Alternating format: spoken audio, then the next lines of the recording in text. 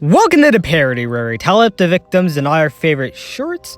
I know, Oh, no, wait, I changed it. I'm Jenny Rose, and today we're looking at The Return of Killer Bean, released in 2020. And yes, your mind is not fooling you when it came to that intro. There was a change there.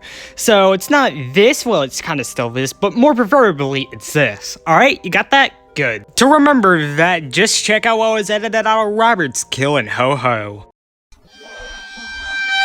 The Return of Killer Bean basically takes everything back to Killer Bean's old roots, just killing people for the fun of it. And this is all supposed to lead into the Killer Bean web series that never got fully realized. It takes elements from all three Killer Bean shorts or movies we had in the past. A long standoff of a guy akin to Killer Bean to the Party, that same guy knowing who Killer Bean is kinda akin to the Killer Bean, and fast-paced kills in action, like Killer Bean Forever or basically Killer Bean 2 to a lesser extent. This is also the entry where Jeff Liu returns to voice Killer Bean. Like I said last time, Vegas E. Jenkins, who voiced him in Forever, had gone on to voice Jimmy T in the WarioWare series by this point. But like I said just about 20 seconds ago, this has some fast-paced kills, and we gotta get into that. So how many decaffeinations did Killer Bean return with? Let's find out and get to the kills.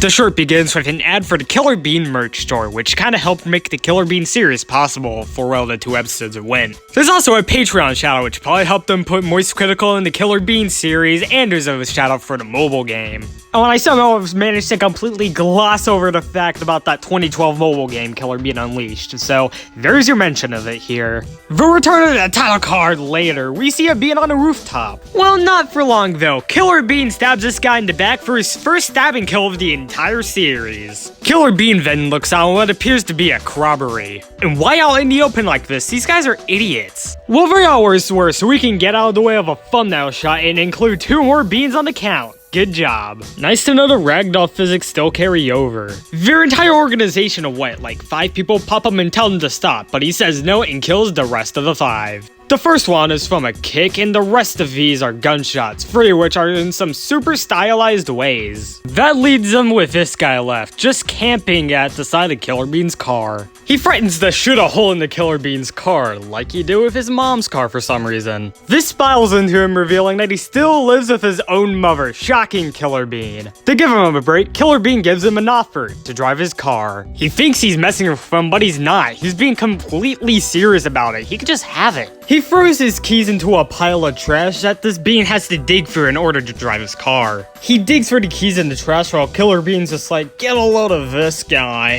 He gets in his car and the Bean realizes his ultimate mistake. Those aren't his keys. They were made in a factory. A bomb factory. They're bombs.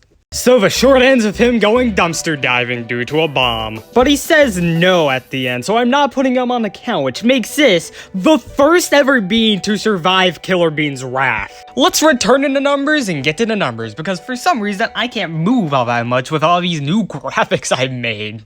Now I realize this is a stupid choice. I had 8 kills in The Return of Killer Bean, making this the first entry in the Killer Bean series with a death number that doesn't have the number 6 in it.